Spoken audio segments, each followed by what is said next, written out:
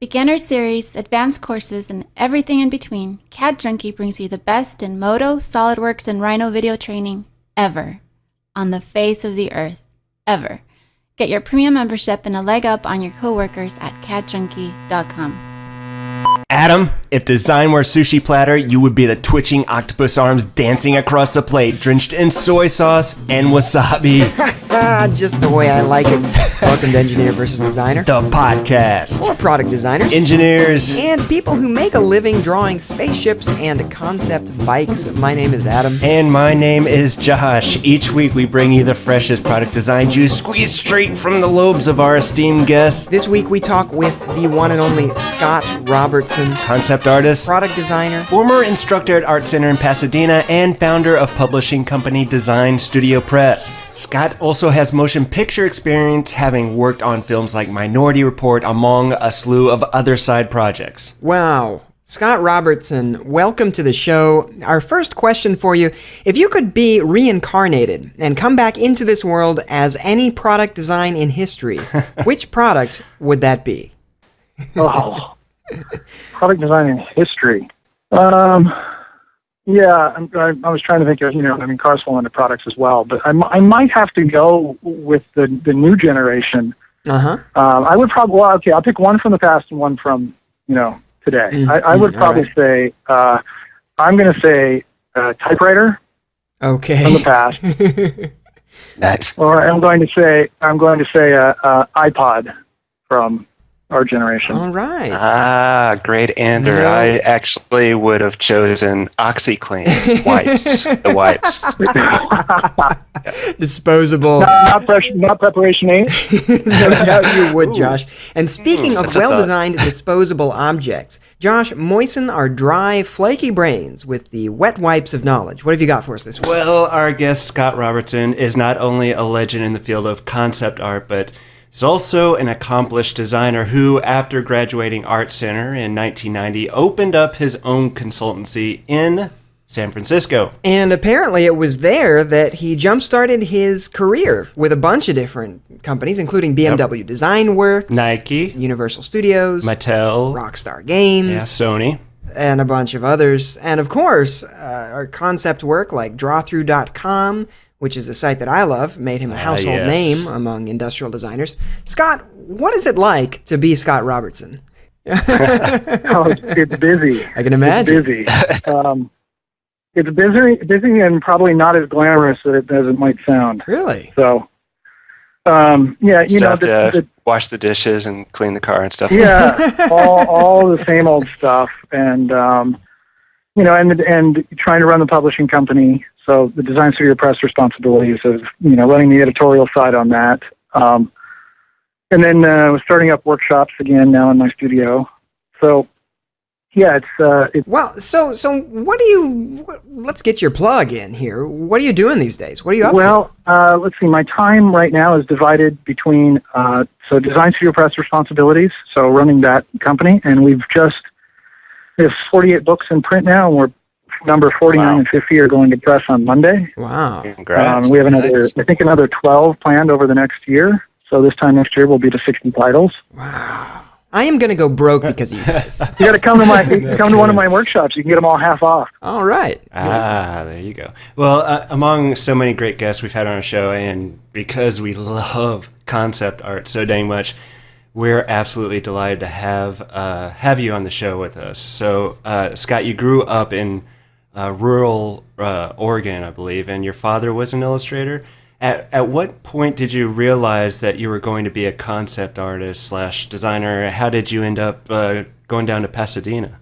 Well, my dad actually went to Art Center in the early 60s in the illustration department. Oh. And so I sort of always knew about Art Center.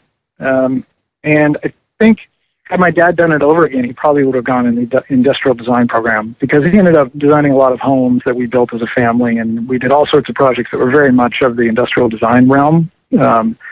Building, like we did, built soapbox derby cars forever. We did that. And that was cool. A big family activity.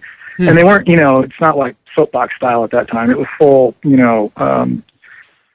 airfoil forms, with fiberglass inside and out, full suspension, super precise building, techniques. So that was really where probably my passion for cars came from, was building a lot of those things. And then since I already knew about Art Center, wasn't much of a jump to, come down, visit the school, and then prepare a portfolio.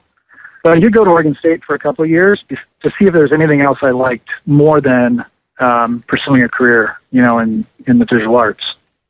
And there wasn't. Well, so one thing I wonder about is, obviously it runs in the family. You learned this from your dad, presumably, is at least some of it. And I just wonder, at least for me, when I went to school, I went to art school as well. And when I did that, I found that art was a lot less fun. It became my job, so I needed a different hobby. Is this still your hobby, or do you do something else as well? I think it's still my hobby. It's actually what I would prefer to do with my spare time. Oh, yeah. That's a good place to be. Yeah, the tools have become quite different.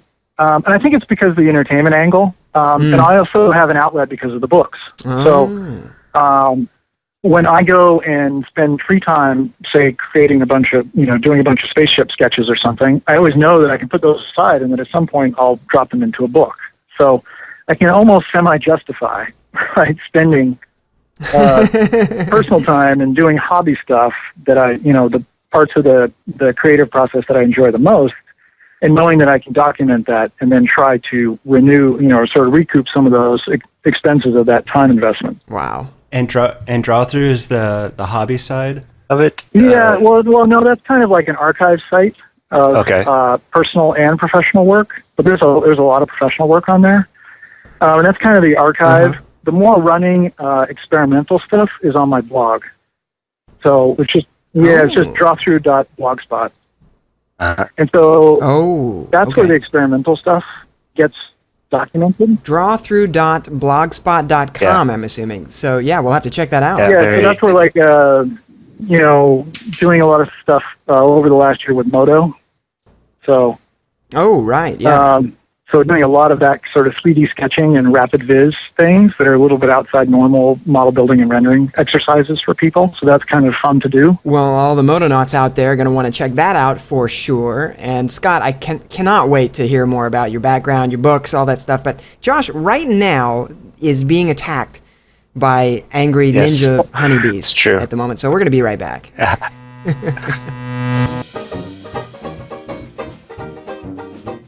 Okay, so Scott, before we get into that deep, thought-provoking interview segment, we wanted to get your thoughts on a new idea that we have. Yes, just a second here. Let me think of this. Oh, yes, this is the segment where we get your input on a brilliant idea that we have. Yes.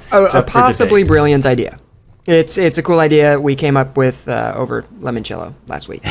Yeah. Scott Robertson, we think you should illustrate a concept art book called The Milkman. It's all about a high-tech milkman from the future. Can that happen? Would you illustrate that book for us? What do you think? Milkman from the future. Actually, compared to a lot of books we already have, that's actually not much of a stretch. So, a futuristic milk truck, the whole. All right. We'll be in touch. We'll have our people contact your people about that. But it does make me wonder about the font from which your ideas flow. I mean, every designer out there, myself included, has seen your stuff and said, "Daggone it, why can't I do that?" And then tried and failed to come up with ideas worth seeing. So being able to draw really well is the price of entry for what you do, I think. But you have great ideas worth drawing. Yeah. I think that's the critical distinction here. So, Scott, how do you approach a brief? What sort of process do you go through to find inspiration? Well, the inspiration side of it has to do a lot with other disciplines beyond the classic ones you use. So things like photography and travel, reading, those sort of things help a lot to get you away from the tool sets you normally use and help you see other images. So I think exposure is good, so that you get travel and also doing other exercises. And so you can find a lot of inspiration that way. I happen to be very fortunate that I'm in Southern California, and if I ever really get stuck, I have an amazing group of peers that I can go have lunch with any one of them and they're always doing something, super impressive. So that if you're ever stuck, you can always go and visit a friend and have them, inspire you to get out of your funk and start doing cool stuff again. So So there are perks to being Scott Robertson, is what you're saying. I don't know about that, but I think that you can do it anywhere, right? I mean, you can do, and now you can do it via the internet. So you can go and have a blog roll that you visit every day. It's kind of like the same as me going having friends with all those same people that have those blogs. It's once removed, but I think you can find that same sort of inspiration. So I think that's one way. And then on the sort of like the nuts and bolts of it and actually getting down to doing it, I love process, and I love to try and reinvent the process all the time. So it means trying to find other ways to create imagery and create designs that I wouldn't normally do. So a lot of times I don't start with drawings. I might start with photography, or I might start with a 3D modeling program, or I might start with a physical model and a lump of clay. So if you try to always reinvent the way you're working, you inevitably, because the tools are different, you you infuse your process with new things that you never have done before. Wow. And so, and then I have a whole like lateral thinking checklist that I go through when I do styling. Tell me about that. Tell me about the checklist. So, yeah, the checklist is something I've been working on for a while. And it was, I had to come up with it because I was challenged to teach a class, basically to teach industrial designers about the design process and how you actually do industrial design. And of course, you start with the normal things that if you're given a marketing brief, right, you can explain all of that. But it was really, you get a brief, you go out, you do the field research, you compile the research, you try to find, you do lateral thinking exercises to come up with creative solutions to those problems you define. But beyond that, then how do you tackle something subjective like styling?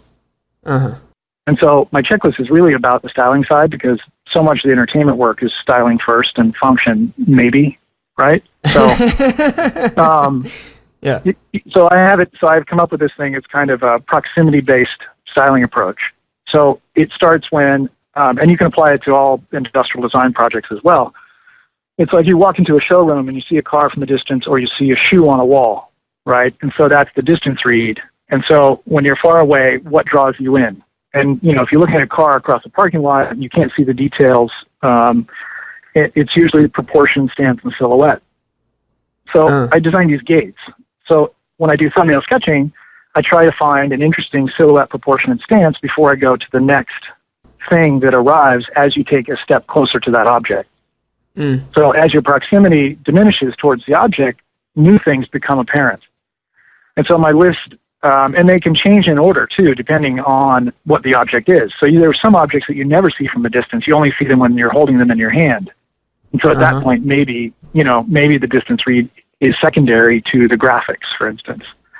So when we're working on our Milkman concept storyline, we'll be thinking very much about the silhouettes of the figures relative to the vehicles. Exactly, right. So you got to get all that stuff first.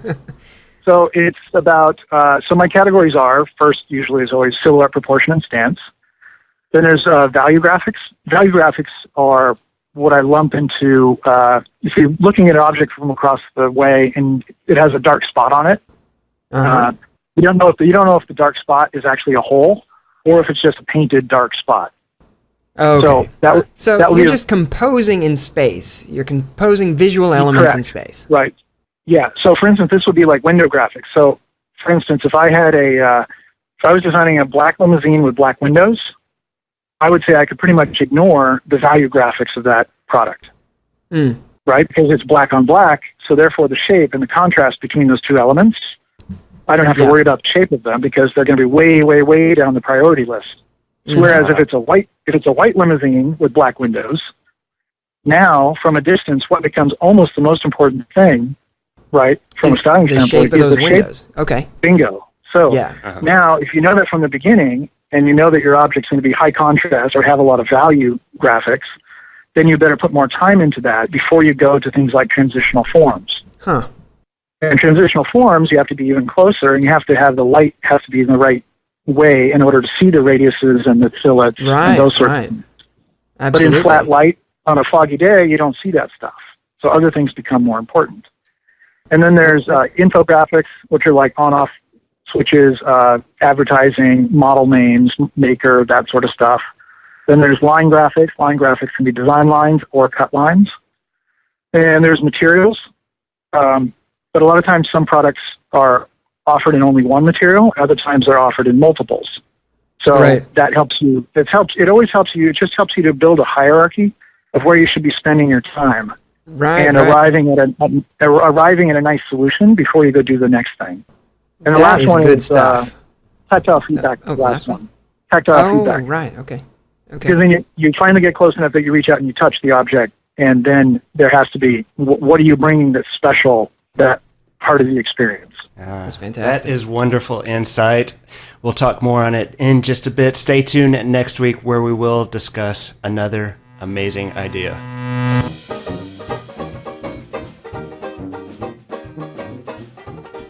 So today, as you know, we are talking concept art with the dojo master alien from outer space, Scott Robertson. It's from alien portraits to bike frames to spaceships and mechs. Scott, how much time do you spend designing physical products as opposed to just concept art? Not that much lately. To be honest. No, I haven't done. I sort of, at a certain part of my career, I actually didn't want to make any more stuff. So I sort of got tired of making stuff. So I had I've done about 25 bicycle helmets in production and like a dozen bicycle frames and, a lot of stuff basically. And you'd see it all over the place, but at a certain point it just became the same process. Yeah. And the experience was, to be honest, getting to be not that much fun because it was always faster, always cheaper, right? So deadlines were quicker. You invent a new way to work faster. You as a designer don't usually benefit. You roll that right into the production pipeline gets to be shorter.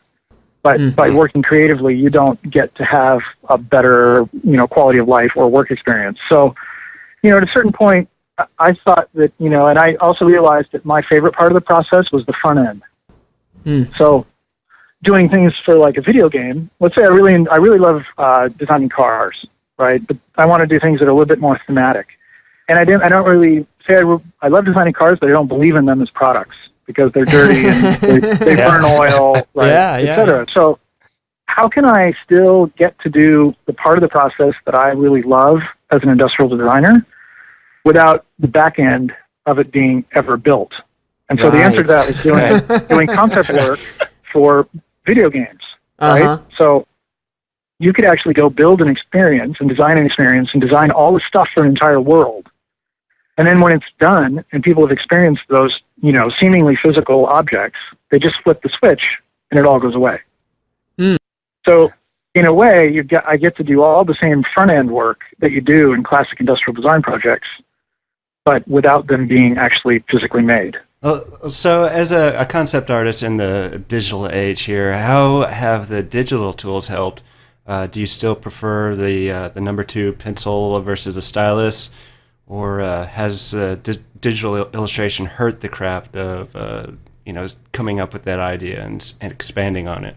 I've got to say, the digital tools are pretty sexy nowadays.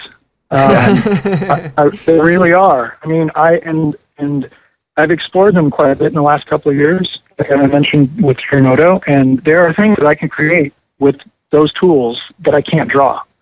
So, that being said, it opens up new possibilities. So I think it's actually advanced the industry, and it's advanced creativity. So I think that having more tools is never a problem. And at the end of the day, they are just tools, and you still have to find creative ways to use them.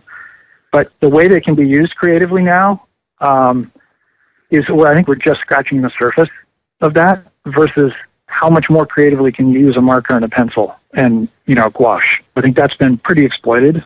So I think the new ground for styling and creativity probably lives, a lot of times now in a computer. Every designer went through hurdles when learning how to sketch, I'm pretty sure. Very few people are born with a pencil in their hand. And you've obviously been doing this for a very long time, since a young age, but clearly you had to learn to do this at some point. So how did you overcome challenges? And do you think By the way, do you think anybody can do this? Can anybody learn to do this competently, or is this inborn and you either tap into it or you don't? Well, I used to think when I was starting teaching, like 17 years ago, that would teach anybody how to draw competently. But I will say that I've run into a few individuals since then that have made me change my mind on that one. It just, and it doesn't have to do with the physical act of making a line and connecting dots. It has to do with visualizing what's in front of them and being able to translate that into two-dimensional representation or the illusion of three dimensions. But it's that thing of being able to even drawing from observation and being able to understand the thing in three dimensions and seeing converging lines, going to this, mystical vanishing point. That sort of stuff. It takes a certain level of visualization skills that you can develop those, and drawing is a great way to help you develop those. And there are definitely techniques in developing that sequence to a high level. But there are some people that just don't have that gene. But if you do, then you can, of course, do the right sequencing and educational paths and curriculum. Everybody can master those skills. So, it's tough. Well, you're known for your sketch technique, as is seen on your site, drawthrough.com, and on the blog.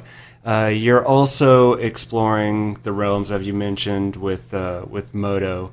How do you approach 2D versus 3D? 2D now, probably the part of the process that's gotten streamlined and cut out for me a lot is the final line drawing. So I think that the 2D is where you come up with the ideas. And so I always like to enter, not always, but a lot of times, if it's a regular fee job, I like to enter the computer with intent. So I like to go in knowing I have a plan. I want to just, unless it's total free-form exploration and it's still, complete happy accidents, but I usually like to have a plan. So you don't waste a lot of time and you don't, flounder when you hit the 3D part of it. So I think that it's much easier to think on paper and get your ideas down. But the line drawing part of it has kind of gone away in regards to super tight line drawing that you're going to scan and do a final Photoshop rendering of. Right. Because now you can block out something in 3D so fast, especially if you know where you're going and you have a good base sketch, which can be totally out of perspective and just has to be a good idea. And so I find it liberating to, on the drawing side, think only about ideas and not about presentation. And so I'm like you, Scott. I work in 2D. At least I like to do my creative work in 2D and then jump into 3D once I have some intent. But there are lots of folks, increasingly these days, who don't and who prefer to just jump straight into 3D. And on the one hand, I, like a lot of people, tend to poo-poo that and say, well, you really should be working in 2D because it's faster early on. But for some people, 3D works really well for ideation. So I'm really wondering, do you think that that's maybe a generational thing? Do you think it's just a skill set thing? I think it's probably a little bit of both. Because some of the 3D skills, 3D programs, you can do 2D within them. Like take like ZBrush, right? I mean, you can do fantastic things. And if you're really, but there's something about the traditional media training that really helps with your pre-visualization skills. Yeah. So let's say, for instance, you're going to draw with a black Sharpie, right? Mm-hmm. If you're going to draw with a black Sharpie, it forces you into a mental process of pre-visualizing before you put a permanent black ink mark on a white piece of paper. Yeah. Mm-hmm. So that exercise, and also using things like gouache or permanent markers, those sort of things. And so it, I think, trains a part of your brain to pre-visualize your results before you actually put them down. Because there are certain tools that you can't really make. It's hard to find that spark of inspiration or a moment of discovery when the tool is so foreboding, right? Like a big, fat, sharp black marker, right? So if you can, and you have to like pause for a moment before you commit to that. And that little pause, I think it works some parts of your brain and trains that muscle to pre-visualize. And so I think then when you jump into 3D and you do that sort of thing, and it's totally intuitive and you don't even recognize it, but you're able to be slightly one step ahead.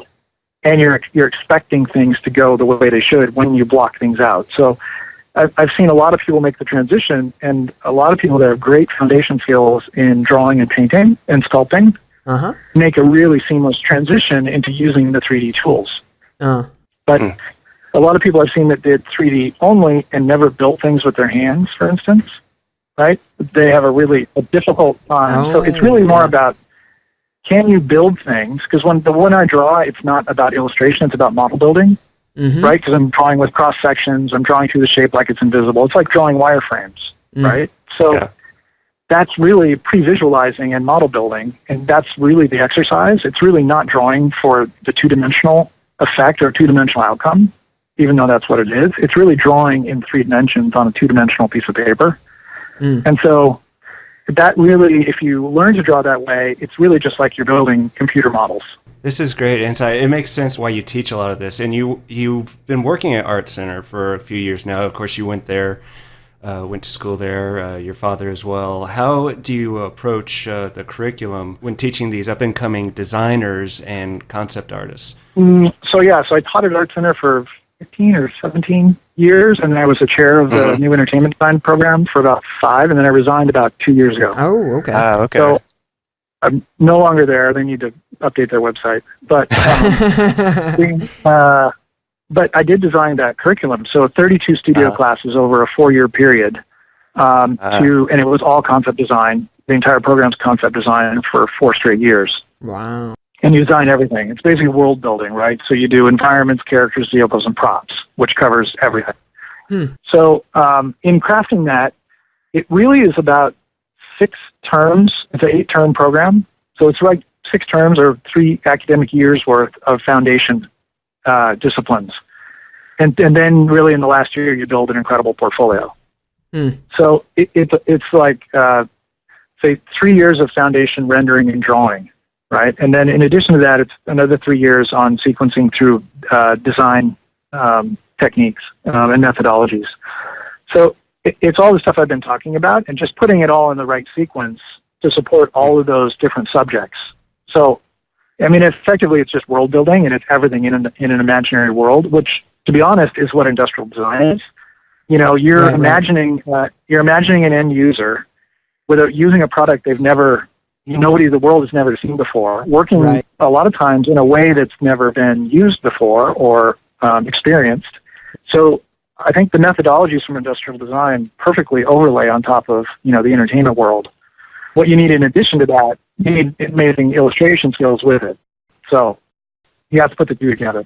I mean, you worked with a lot of really amazing people on some amazing projects. I'll just grab a random example. Why don't you tell us a little bit about working on Minority Report, for example? What's it like working for Steven Spielberg? Did you read the book first? How did you approach it? No, I never even worked directly with him. It was just, I was an outside expert on a certain subject they wanted, because they needed a wheelchair, they needed bikes.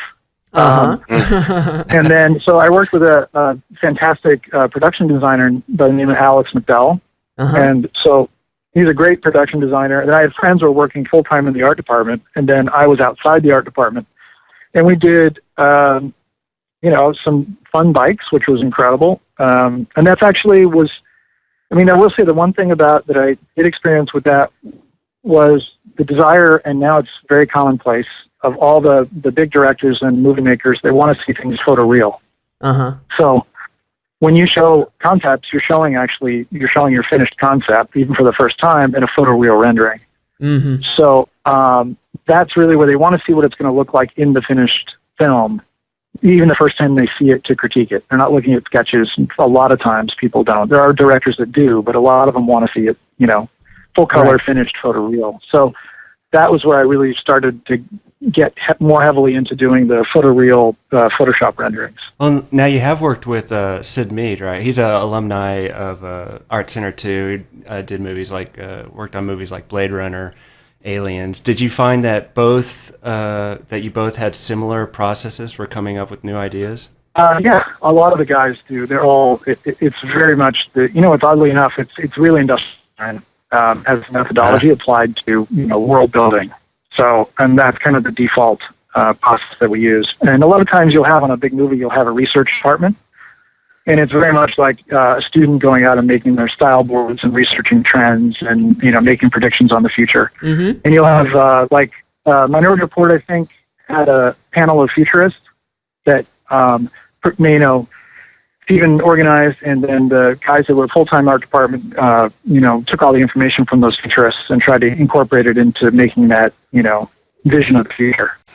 It's really what you do for any big company, right? So you would go and you'd maybe have an advisory board of futurists for technologies and experiences, et cetera, and you would, cull through all that information and try to distill it into a product that works for your client. You have done so much in your career already, and clearly there's a lot more a career left for you at this point. Where do you see yourself heading in the next 5, 10, 15 years? Well, the next stuff that's big for us is I'm trying to finish 3 educational books, which is putting all the stuff I've been talking about in our talk today into all the stuff I taught for 17 years in 3 books, which will be out hopefully next June. And then we are taking a lot of that content and putting it into our new iPad app, which has been a big focus for the last year. So we're creating a new iPad app. Design Studio Press.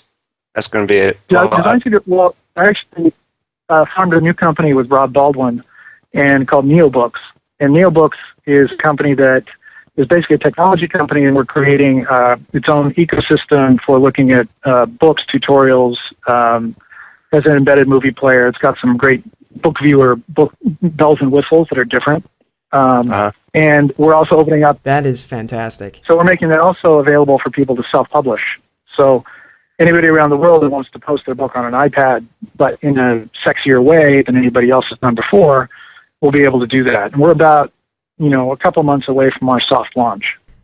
That is so exciting. I cannot wait to see that. Scott Robertson, unfortunately, we are out of time. Thank you so much for joining us. Having you on the show has been even more fun than the time Josh blew up his microwave while melting crayons wrapped in aluminum foil. Thank you so much for being on the show with us. Thanks, Scott. Thanks, guys. That's it, folks. If you'd like to send your kick-butt concept art to EVDHQ, please address that to Josh, please. And if you'd like to send spare cases of Prismacolor pencils, please address that to Josh as well. I would love that. Best comment this week wins an Engineer vs. Designer t-shirt and sticker pack. Tell us what you think at EngineerVsDesigner.com. And if you'd like to see us try on shoes for 45 minutes each hour, be sure to like us, +1 us, tweet us, or whatever else as social media has been correlated with exploring the most exciting parts of life 140 characters at a time. The show was edited by Simon Martin. Our theme music is by the Red Hook Ramblers this week. We'll see you next week, and remember, drinking too much coffee, there's actually no such thing. Yeah, I think that sounds about right. Refill? Yeah? Yeah? Okay. That's some good bean. Learn how to create complex surfaces in SolidWorks, tricks to tap the depths of Modo, video training that takes you further into the software and gets you up to speed faster. Sign up for free, grab a premium membership, and get the best training. CADJunkie.com. A production of EVD Media.